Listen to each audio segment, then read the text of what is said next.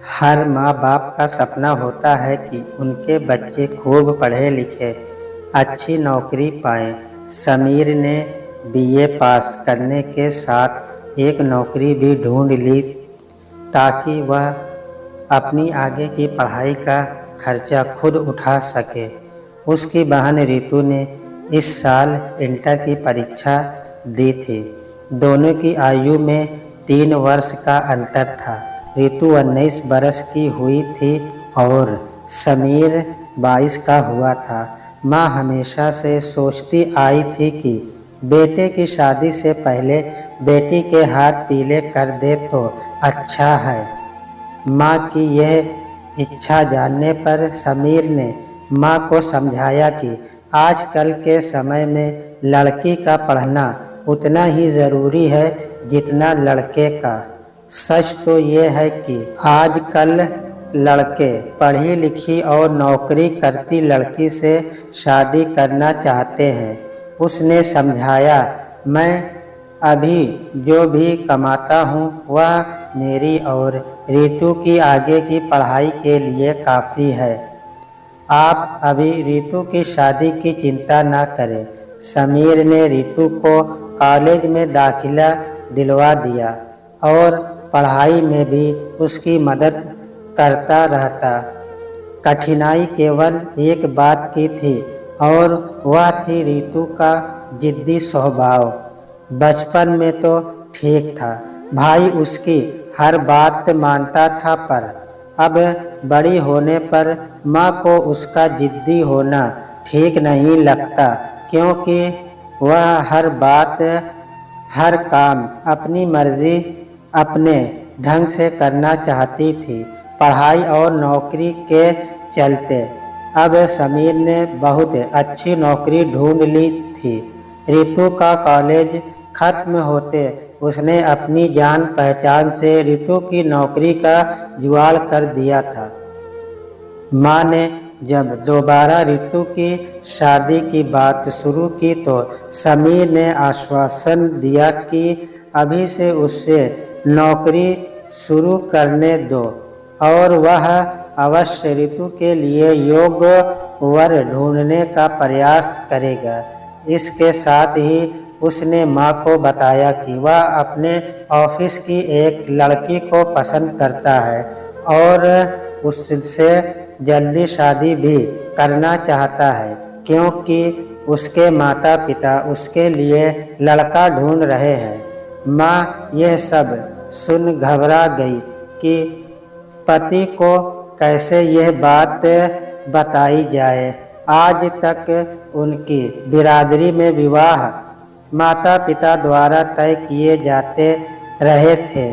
समीर ने पिता को सारी बात खुद बताना ठीक समझा। लड़की की पिता को पूरी जानकारी दी, पर यह नहीं बताया कि माँ को सारी बात पता है। पिता खुश हुए पर कहा, अपना निर्णय वे कल बताएंगे। अगले दिन जब पिता ने अपने कमरे से आवाज़ दी तो वहां पहुंच समीर ने माँ को भी वहीं पाया। हैरानी की बात कि बिना लड़की को देखे, बिना उसके परिवार के बारे में जाने पिता ने कहा, ठीक है, तुम खुश तो हम खुश। यह बात समीर ने बाद में जानी कि पिता के जान पहचान के एक ऑफिसर जो उसी के ऑफिस में ही थे से वह सब जानकारी ले चुके थे। एक समय इस ऑफिसर के भाई व समीर के पिता इकट्ठे पढ़े थे।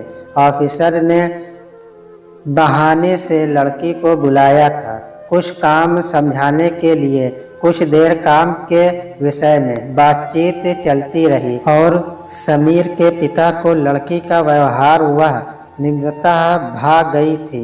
उल्टे बॉस बरेली को लड़की वालों के यहाँ से कुछ रिश्तेदार समीर के घर में बुलाए गए। उनकी आवभगत वह चाय नाश्ते के साथ रिश्ते की बात पक्की की गई और बहन रितु ने लड्डुओं के साथ सबका मुंह मीठा कराया। हफ्ते के बाद ही छोटे पैमाने पर दोनों का विवाह संपन्न हो गया। जोरदार स्वागत के साथ समीर व पूनम का गृह प्रवेश हुआ। अगले दिन पूनम के मायके से 2 बड़े सूटकेस लिए उसका मौसेरा भाई आया। सूटकेसों में सास ससुर ननद व दामाद के लिए कुछ तोहफे, पूनम के लिए कुछ नए वह कुछ पहले के पहने हुए कपड़े थे। 1 हफ्ते की छुट्टी ले नवपंथी हनीमून के लिए रवाना हुए और वापस आते ही अगले दिन से दोनों काम पर जाने लगे। पूनम को थोड़ा समय तो लगा ससुराल में सबकी दिनचर्या व स्वभाव जानने में, पर अधिक कठिनाई नहीं हुई। शीघ्र ही उसने घर के काम में हाथ बटाना शुरू कर दिया। समीर ने मोटरसाइकिल खरीद ली थी। दोनों काम पर इकट्ठा आते जाते थे। समीर ने घर में एक बड़ा परिवर्तन महसूस किया जो पूनम के आने से आया। उसके पिता, जो स्वभाव से कम बोलने वाले इंसान थे, अपने बच्चों की जानकारी अक्सर अपनी पत्नी से लेते रहते थे और कुछ काम हो, कुछ चाहिए हो तो माँ का नाम ले आवाज़ देते थे। अब कभी कभी पूनम को आवाज़ दे बता देते थे और पूनम भी झट आई पापा कह हाजिर हो जाती थी। समीर ने देखा कि पूनम पापा से निसंकोच दफ्तर की बातें करती या उनकी सलाह ले, जैसे सदा से वह इस घर में रही हो या उनकी बेटी ही हो। समीर पिता के इतने करीब कभी नहीं आ पाया। सब बातें माँ के द्वारा ही उन तक पहुँचाई जाती थी। पूनम की देखा देखी उसने भी हिम्मत की पापा के नज़दीक जाने की, बात करने की, और पाया कि वह बहुत ही सरल और प्रिय इंसान है। अब अक्सर सबका मिलजुल कर बैठना होता था। बस एक बदलाव भारी पड़ा। एक दिन जब वे दोनों काम से लौटे तो पाया कि पूनम की साड़ियाँ, कपड़े आदि बिस्तर पर बिखरे पड़े हैं। पूनम कपड़े तय कर वापस अलमारी में रख। जब माँ का हाथ बटाने रसोई में आई तो पूछा, माँ आप कुछ ढूंढ रही थी मेरे कमरे में? नहीं तो क्या हुआ? पूनम ने जब बताया तो माँ को समझते देर न लगी कि यह रितु का काम है। रितु जब काम से लौटी तो पूनम की साड़ी व ज्वेलरी पहनने थी।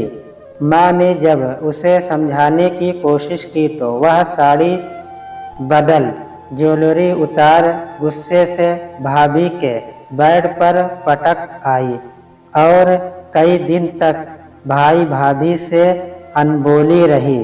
फिर एक सुबह जब पूनम तैयार हो साड़ी के साथ का मैचिंग नेकलेस ढूंढ रही थी तो देर होने के कारण समीर ने शोर मचा दिया और कई बार मोटरसाइकिल का हॉर्न बजा दिया। पूनम जल्दी से पहुंची और देर लगने का कारण बताया। शाम को रितु ने नेकलेस उतार कर माँ को थमाया। पूनम को लौटने के लिए हद हो गई। निकाला खुद और लौटाए माँ। समीर के मुंह से निकला। ऐसा जब 1-2 बार और हुआ तो माँ ने पूनम को अलमारी में ताला लगाकर रखने को कहा, पर उसने कहा कि वह ऐसा नहीं करना चाहती। तब माँ ने समीर से कहा कि वह चाहती है कि रितु को चीज़ मांग कर लेने की आदत हो, न कि हथियाने की। माँ के समझाने पर समीर रोज़ ऑफिस जाते समय ताला लगा चाबी माँ को थमा जाता। अब तो रितु का अनबोलापन क्रोध में बदल गया। इसी बीच पूनम ने अपने मायके की रिश्तेदारी में एक अच्छे लड़के का रितु के साथ विवाह का सुझाव दिया। समीर पूनम लड़के वाले के घर जा सब जानकारी ले आए और बाद में विचार कर उन्हें अपने घर आने का निमंत्रण दे दिया ताकि वे सब भी उनका घर रहन सहन देख ले और लड़का लड़की एक दूसरे से मिल ले। पूनम ने हल्के पीले रंग की साड़ी और मैचिंग ज्वेलरी निकाल रितु को उस दिन पहनने को दी, जो उसने गुस्से में लेने से इनकार कर दिया। बाद में समीर के बहुत कहने पर पहन ली। रिश्ते की बात बन गई और शीघ्र शादी की तारीख भी तय हो गई। पूनम व समीर माँ और पापा के साथ शादी की तैयारी में जुट गए। सब कुछ बहुत अच्छे से हो गया, पर जिद्दी रितु विदाई के समय भाभी के गले नहीं मिली। रितु के ससुराल में सब बहुत अच्छे थे। घर में सास ससुर, रितु का पति विनीत और बहन ऋचा, जिसने इसी वर्ष ड्रेस डिजाइनिंग का कोर्स शुरू किया था, ही थे। ऋचा भाभी का बहुत ध्यान रखती थी और माँ का काम में हाथ बटाती थी। रितु ने ना कोई काम मायके में किया था और ना ही ससुराल में करने की सोच रही थी। एक दिन ऋचा ने भाभी से कहा कि उसके कॉलेज में कुछ कार्यक्रम है और वह साड़ी पहनकर जाना चाहती है। उसने बहुत विनम्र भाव से रितु से कोई भी साड़ी जो ठीक लगे मांगी। रितु ने साड़ी तो दे दी, पर उसे यह सब अच्छा नहीं लगा। रितु ने कार्यक्रम से लौटकर ठीक से साड़ी तय लगा भाभी को धन्यवाद सहित लौटा दी और बताया कि उसकी सहेलियों को साड़ी बहुत पसंद आई। रितु को अचानक ध्यान आया कि कैसे वह अपनी भाभी की चीज़ें इस्तेमाल कर कितनी लापरवाही से लौटाती थी। कहीं ननद फिर कोई चीज़ न मांग बैठे। इस इरादे से रितु ने अलमारी में ताला लगा दिया और चाबी छिपा कर रख ली। एक दिन शाम जब रितु पति के साथ घूमने जाने के लिए तैयार होने के लिए अलमारी से साड़ी निकाल फिर ताला लगाने लगी तो विनीत ने पूछा, ताला क्यों? जवाब मिला, वह किसी को अपनी चीज़ें इस्तेमाल करने के लिए नहीं देना चाहती। विनीत ने समझाया, मम्मी उसकी चीज़ें नहीं लेंगी। रितु ने कहा, ऋचा तो मांग लेगी। अगले हफ्ते रितु को एक सप्ताह के लिए मायके जाना था। उसने सूटकेस तैयार कर अपनी अलमारी में ताला लगा दिया। सास को यह सब अच्छा नहीं लगा। सब तो घर के ही सदस्य हैं, बाहर का कोई इनके कमरे में जाता नहीं, पर वे चुप ही रही।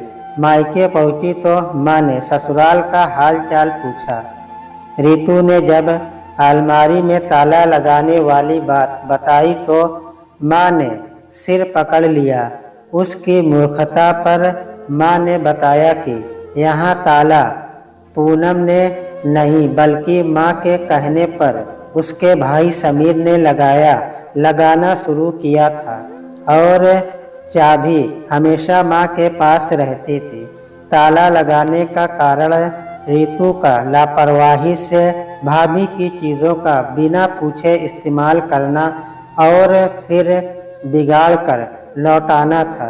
यह सब उसकी आदतों को सुधारने के लिए किया गया था। वह तो सुधरी नहीं और फिर कितनी बड़ी नादानी कर आई वह ससुराल में। अपनी अलमारी में ताला लगाकर माँ ने समझाया कि चीज़ों से कहीं ऊपर है एक दूसरे का विश्वास। प्यार और नम्रता ससुराल में अपनी जगह बनाने के लिए और प्यार पाने के लिए ज़रूरी है। प्यार व मान देना। ऋतु की दोपहर तो सोच में डूबी, पर शाम को जैसे ही भाई भाभी नौकरी से घर लौटे उसने भाभी को गले लगाया। भाभी ने सोचा शायद काफ़ी दिनों बाद आई है इसलिए ऐसा हुआ, पर वास्तविकता कुछ और थी। ऋतु ने देखा यहाँ अलमारी में कोई ताला नहीं लगा हुआ। वह भी शीघ्र ससुराल वापस जा ताले को हटा मन का ताला खोलना चाहती है ताकि अपनी भूल को सुधार सके, सबकी चहेती बन सके जैसे भाभी है यहाँ। एक हफ्ता मायके में रह उसने बारीकी से हर बात को देखा, समझा और जाना कि शादी के बाद ससुराल में सुख पाने का मूल मंत्र है सबको अपना समझना, बड़ों को आदर मान देना और जिम्मेदारियों को सहर्ष निभाना। इतना कठिन तो नहीं है ये सब। कितनी सहजता है भाभी की अपने ससुराल में, जैसे वह सबकी और सब उसके हैं। माँ के घुटनों में दर्द रहने लगा था। ऋतु ने देखा कि भाभी ने सब काम संभाल लिया था और रात को सोने से पहले रोज़ वे माँ के घुटनों की मालिश कर देती थी ताकि वह आराम से सो सके। अब वही भाभी जिसके लिए उसके मन में इतनी ही कटुता थी उसकी आदर्श बनती जा रही थी। एक दिन जब पूनम और समीर को ऑफिस से आने में देर हो गई तब जल्दी कपड़े बदल पूनम रसोई में पहुंची तो पाया रात का खाना तैयार था। माँ से पता चला कि खाना आज ऋतु ने बनाया है। ये बात दूसरी थी कि सब निर्देश माँ देती रही थी। ऋतु को अच्छा लगा जब सबने खाने की तारीफ की। पूनम ने ऑफिस से देर से आने का कारण बताया। वह और समीर बाजार गए थे। उन्होंने वे सब चीज़ें सबको दिलाई जो ऋतु के ससुराल वालों के लिए खरीदी गई थी। इस इतवार दामाद जी ऋतु को लिवाने आ रहे थे। खुशी के आंसुओं के साथ ऋतु ने भाई भाभी को गले लगाया और धन्यवाद दिया। माँ भी अपने आंसू रोक न सकी। बेटी में आए बदलाव को देखकर ऋतु ससुराल लौटी, एक नई उमंग के साथ, एक नए इरादे से, जिससे वह सबको खुश रखने का प्रयत्न करेगी और सबका प्यार पाएगी। विशेषकर विनीत का ऋतु ने पाया कि उसकी सास हर किसी से उसकी तारीफ करती है, ननद उसकी हर काम में सहायता करती है और कभी कभी प्यार से भाभी जान बुलाती है। ससुर फूले नहीं समाते कि घर में अच्छी बहू आई और विनीत तो ऋतु पर प्यार लुटाता नहीं थकता। ऋतु बहुत खुश थी कि जैसे उसने बहुत बड़ा किला फतह कर लिया हो, एक छोटे से हथियार से, प्यार का हथियार।